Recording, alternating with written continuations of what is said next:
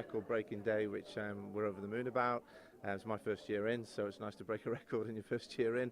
The students, this year group particularly weren't one of the year groups that performed particularly well at GCSE, so to turn around and do this year 13 is good, and it's a lot of hard work that's gone on from staff and students, and it's great to see the smiles, which is kind of why we do the job, to see the smiles today.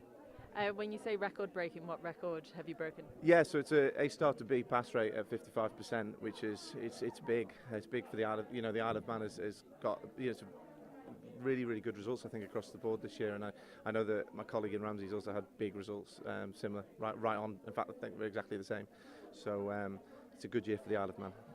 And we've spoken to a lot of successful students who are really excited about going to university and stuff, but what happens to with the students who didn't get the grades that they needed? That's just where I've been. We also have very small numbers of students who haven't got into university this year. We're dealing at the moment with only 3. There's only 3 of our students out of 112 who've not gone on to their original course, so they're in what is called clearing. But the really happy news as well is that we're doing at the moment a lot of work on something called adjustment, which is where you've gone to university, you've got an offer of a place, but the results were so good we're actually moving the offer up.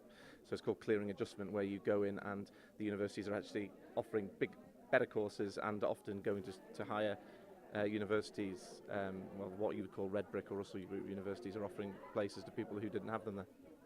And it's an emotional day for students, but obviously for teachers as well, because I'm assuming you build up quite a connection with them over the couple of years. Yeah, they walk out of the door today, and that's kind of it, which is really sad.